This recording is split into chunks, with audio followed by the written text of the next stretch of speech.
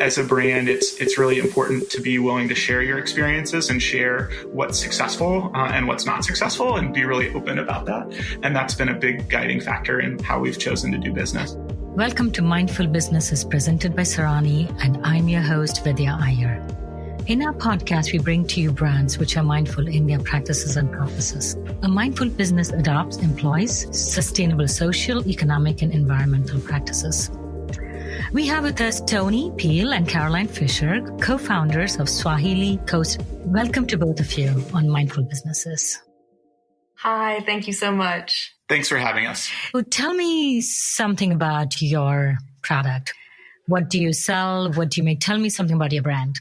So our brand is Swahili Coast. Swahili Coast specializes in beadwork sandals and accessories out of Tanzania in East Africa. We are the partner organization with a worker-owned co-op in Tanzania, and so we act as their marketing arm in the U.S. How did you land up in Tanzania? And my geography about Africa is pretty rusty, so I'm assuming that there is a coast, Swahili, which is part of Tanzania. Right? Yeah, you're fine. Don't worry. That's actually a really common question that we get. And it's an opportunity that we always see to explain our story and tell the story of East Africa. So we're in East Africa. That's where we do business. We're in coastal Tanzania. Swahili Coast as a term is a geographic term. It refers to the part of East Africa where people speak Swahili as their first language. And so that encompasses southern Somalia, coastal Kenya, coastal Tanzania, and northern Mozambique. Recently, Swahili has become like a really popular language in East Africa. It was like a big part of like the nationalist projects of Kenya and Tanzania. And so it's a big part of East African identity. So we started this project while we were actually living in Tanzania. I actually got a research grant to go through the U.S. government after college. And so Caroline was then my college girlfriend, now wife. We moved to Tanzania in 2013 to run an economic study with the University of Dar es Salaam, which is like the big coastal university in coastal Tanzania. And it was a really profound experience. We had a really good experience living over there. And we were at a juncture where we could either work professionally in the development world or do something on our own. And we had a really good look at what it looks like to work in the world of like economic development in East Africa, and still have a lot of respect for the folks that work in that field, but we wanted to do something a little bit different. So we decided to start our own company to work directly with folks in Tanzania on something they do well and help them try to promote their product in the U.S. And East Africa has a lot of really incredible, rich traditions of beadworking. They come from a lot of different regions in Tanzania. And one of the big outgrowths of those beadwork traditions is the beaded sandal industry. Beaded sandals are a big part of fashion in East Africa. If you're in the cities, you'll see ladies wear them as part of fashion. And there's already a really exciting tradition that grew out of those older beadwork traditions. And so we thought there was a lot of potential in working with folks to help market that sandal in the U.S. And so we incorporated in 2014 to tell that story and start marketing in the U.S. Well, where did you both grow up? And it must have been a big change to go to another country. And do you either of you speak the language? Yes. So Tony is a very proficient Swahili speaker. We both grew up in North Carolina, and we're actually based in Wilmington, North Carolina. But we both grew up in the South, and Tony studied abroad in Tanzania in college and just fell in love, kept getting opportunities to go back and learn Swahili, and it all just went from there. What were the challenges that you faced in sourcing? It couldn't have been very easy. It's a pretty big country, right, Tanzania? Yeah, Tanzania is a really big country. So when we were doing sourcing, we had a couple of different ideas when we were first starting out. We didn't have a ton of capital. We were just, folks coming off of like a government research grant. So it wasn't like we could just jump in and like buy a factory, right? That wasn't really in the cards. And so what we did was we focused really hard on design. We designed sandals that worked within the folks that we were producing with skill set, but that we could market in the US. And we met with a few producers in the region to find someone that could produce sandals for us. And our first partner producer is someone that we're still close with, but is a mid-size sandal factory that's owned by a family of folks in Dar es Salaam. And that was a partnership we had for about 2 years. We wanted to do business with them well. And so what we did was we developed relationships directly with the workers, and we were able to monitor working conditions. And we developed a bonus structure so that folks that were making our sandals got a significant hefty bonus that was equivalent to about 1.5 times the normal wage that they would normally receive just for making local sandals. And that relationship went well. We had a good run with them, but ultimately we found that there were some challenges in working within a group that was managed very heavily from the top down. There was some challenges in that some of our bonuses weren't always making it directly to the workers. And so we shifted things up and we were paying money directly to the workers. And then suddenly the bonuses paid directly to the workers created a little bit too much tension between the management and the workers themselves. And so we didn't feel like we could guarantee that our continued presence working with them was going to be a positive one in the long term. And so what we did was we organized a group of the folks that were working there in the sandal factory. And we basically just made a guarantee to them that we would help cover the cost of them starting their own workshop that would be 100% worker owned and 100% worker managed. And at that point, we'd actually sold enough sandals to where we had some capital to throw at that group. And so that's what we did. We helped start that group in 2015, and we've been working with them ever since. Do you own that facility or they own it, but you guarantee a minimum? We have no ownership stake and they have no obligation to work with us. So the entire relationship is built around continued success of us marketing their products in the US. So if, for example, they want to negotiate with us for wages or for prices for materials or whatnot, they can do that in good faith and they can refuse our orders. And that was a relationship that we set up because we had a lot of leverage there. We had the capital, we had the money, but we believe in this idea that worker-owned production is the future of ethical manufacturing. And so we thought that was the right thing to do, and we've stuck by that. How long does it take to make a pair of slippers? The beadwork is all hand made, of course. How long does it take to make a pair? Or, in a month, how much would you be able to make approximately? Yeah. So the sandals range very heavily depending on the style. Some of our really simple styles can be done in about 30 minutes. The beadworking is very quick. And some of the pairs take about 8 hours, and the pricing reflects that. The last audit we did, we were reviewing numbers, and the base level folks that are working in the co-op are making about the same level of income as the factory managers, the floor managers at the sandal factory down the street. And the top end folks are making more than we were paying our lawyer in Tanzania when we incorporated. In your case, it seems you are making a deliberate attempt to provide fair wage, fair treatment, to be able to negotiate the business. Though you are technically probably buying bulk of their products, you could be in a commanding position. But from what I hear, you believe in the fair wage and the fair treatment of your artisans. Absolutely. There's certainly, we're not pretending there isn't a certain amount of leverage just by virtue of the fact that we are a large customer for them. But it has been exciting to see as we've been able to grow the business in the US. We were originally only buying about 30% of their output. I think that's probably about right.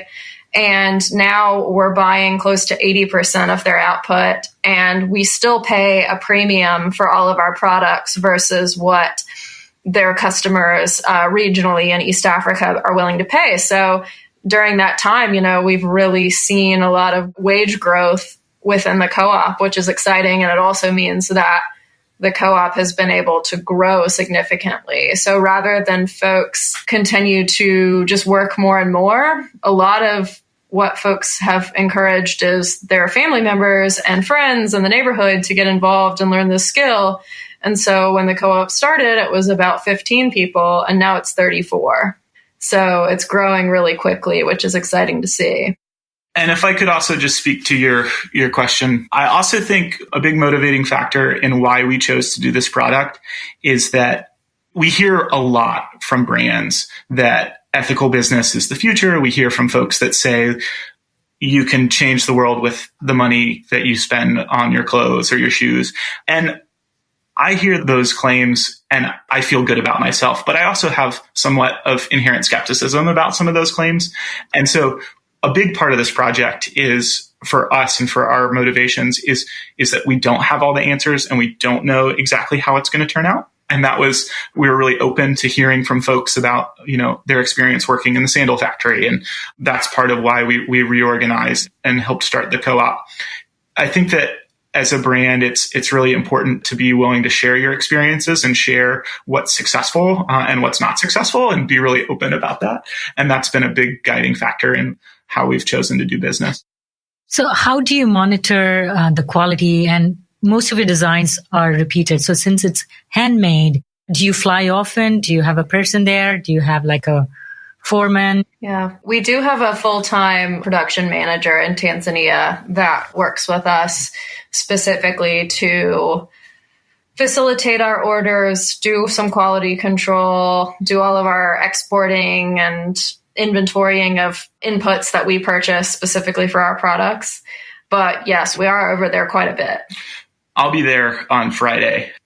So we do go a lot. We also have a direct line. We bought a cell phone with WhatsApp that goes directly to the co-op members. And so everyone has access to that phone.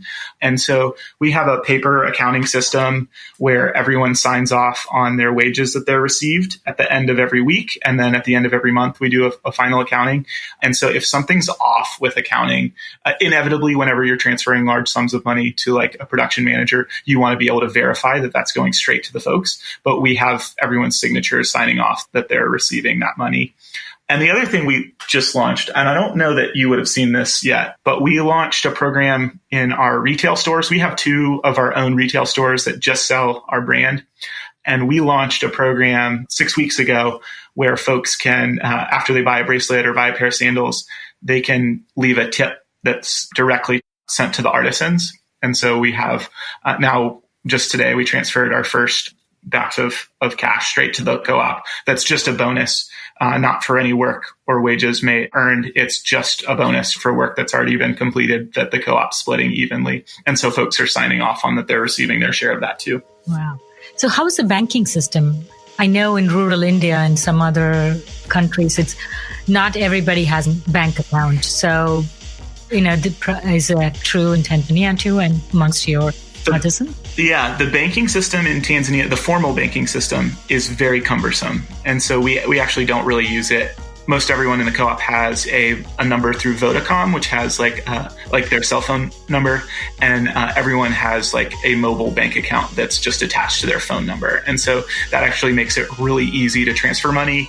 And we just deposit money straight into those accounts through our US bank account. And whenever we're doing like really big capital expenditures, like we're buying like runs of leather or rubber or other inputs like that, we just do bank transfers straight into producer bank accounts because it becomes inefficient to transfer like big volumes of money through like the mobile banking. The basic things that we take for granted here, like wire transferring, writing a check or, direct deposit to employees here. You have to be creative. You have to come up with what is available locally in that economy and work with it. Mm-hmm.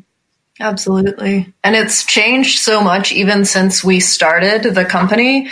When we were first working, we were having to do, we started the company in 2014. And when we first started, we were having to do pretty massive bank transfers to trusted individuals in Tanzania who would then section off the money as necessary. And when we needed to do smaller transfers, we would have to send money via Western Union.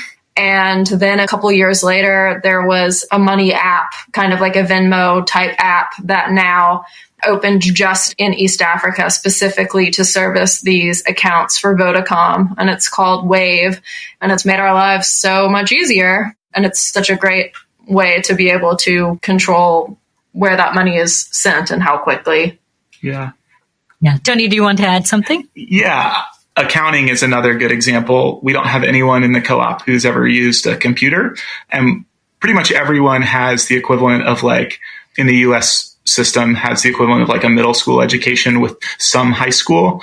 And we have one person in the co-op who's graduated high school. And so accounting has to look really different there, but it's also really important because part of being a co-op is that everyone has to have a good idea of how much money's coming in and how much money's coming out. And so while we were over there, we invented like a paper accounting system that just works on old-fashioned spreadsheets, but it works really well. And it's not fancy, but hey, it works. And you just gotta figure those things out. So what would you say is a living wage in Tanzania compared to the US? What in terms of dollars? Yeah. So it's a hard number to really pin on. So just to give some like background context for like what the income level in Tanzania is, most Tanzanians live on the equivalent of, I think the last number was like $900. I think that's the latest GDP number. But I studied economics, so I'm going to get a little nerdy here for a second. The $900 figure is for GDP per capita, and Tanzania has not insignificant amount of industry in mining, in gas, in tourism, and so that number actually skews pretty heavily towards the right side of the curve there, meaning that most, I would say like 80% of Tanzanians are living on the equivalent of $900 per year or less. And that's like they're like nominal like income. So like that's like how many US dollars equivalent they would transact with over the course of a year in terms of goods and services. And what that life would look like if you lived in the US, because you have to account for things like the price of like a meal is different. The price of a house is different. The last I checked, the difference was that we were at about like 2.7 was the purchasing power for parity figure. So it would be like living in the US on like $3,000 a year. So that's what like the majority of Tanzanians are living on. The folks that work in the co-op are earning like far above that. I would put their income are at around $10,000 or $12,000 a year equivalent in the US, which isn't what, that's not going to turn a lot of heads for folks. If you tell most people that like $10,000 a year is a good income, it's like, that's a hard sell, but I think it's really important to remember it in the context of it's a lot of very imperfect situations that you have to like choose between. Mm-hmm. And even though that's like not as good as what we would hope for 5 years from now, it is something that still is extremely meaningful and impactful for people's lives because they're living a standard of living that they wouldn't have otherwise been able to live. The point to note is that $10,000 equivalent, they're way above the poverty line in Tanzania. Oh, absolutely. Yeah. I mean, everyone has smartphones that we're working with. Their kids are all in school. They're getting their hair done. They're going to the movies. I mean, right. They're doing well. Right. And that's what I was trying to say. So the impact that you will have now will be seen a generation from now, Oh, absolutely. So you may not be able to see it right now. You'll be able to see in the next generation, which, like you said, they will be going to school and then they'll be able to maybe work on the computers, which comes to my next question. How do you communicate the designs? Caroline, do you do most of the design? Yes.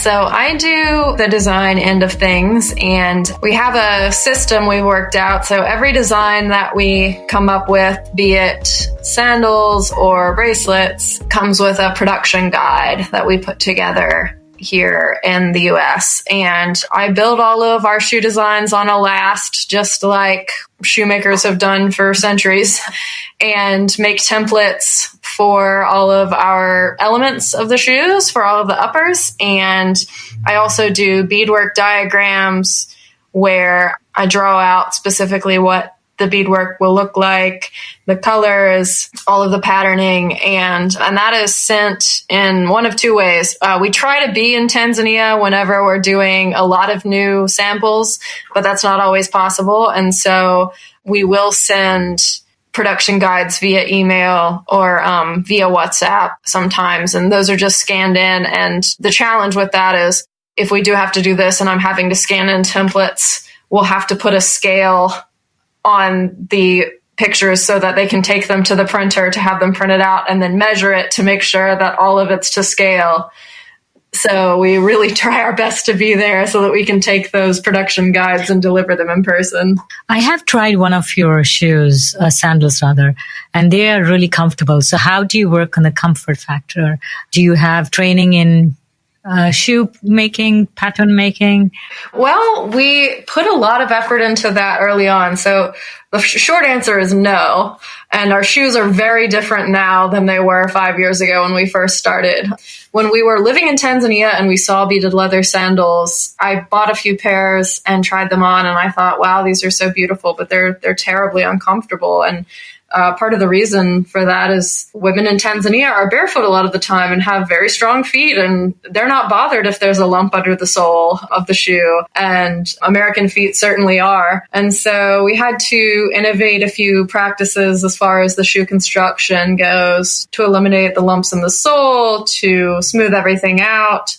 And also we had to invest in shoe lasts that were specifically based on American shoe sizes, because folks in the West do have some difference in the shape of the foot. But we also have invested in our product construction as far as differentiating ourselves from other shoes being made in East Africa, in that we add a foam midsole and a natural rubber outsole that makes for just a much more comfortable shoe right off the rack, rather than having to wait for it to break in, which is the case with a lot of shoes that are made in the region. You added more products. I see you have Kenyan towels. Why the towels? Is it like all beach attire, the sandal, the jewelry? Exactly. Is it? Okay. So what's special about these towels? Well, the towels are a really cool product. We wanted to build out our line so that we could expand the scale that we're operating. Anytime you're growing your business, you want to figure out if you can add something that can bring on more customers. And our products have a really coastal vibe, and the towels really cement that.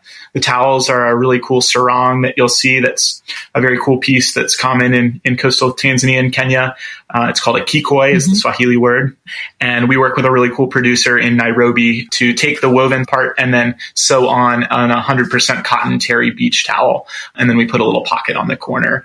And that's like not something we came up with as a design product. It's like a pretty common coastal like accessory that folks sell in East Africa. And they're actually pretty common in resort markets in Europe. But we wanted to add something to bulk out our line, and we found a really cool producer through some of my contacts at USAID, because I had some folks there that linked us up. And we work with a cool group in Nairobi to do those. Mm-hmm. I like the colors that they offer. They match with the sandals in some way, like the turquoise beads match with the turquoise towels. And Yes, they're very popular. Could you please tell me what makes Swahili Coast mindful, just in a sentence, if you had to just summarize what you do? Work with artisans, you give them a fair wage. If you had to just describe in one sentence, what would it be? Absolutely. It would be that Swahili Coast prioritizes workers' rights and workers' ownership of their product and the business that they are part of over everything else. And I'd also say that we really value transparency in a way that is critical as far as building trust and strong relationships between artisans and consumers in the U.S. Thank you so much, Tony and Caroline, for coming on Mindful Businesses. If you're a creator of or would like to recommend a mindful brand to be featured on our show, send a message on our Facebook or Instagram page. We recorded this podcast at Q106.7 in Lafayette, Indiana. Music for this podcast is composed by Tatum Gale. This is Vidya Iyer for Mindful Businesses.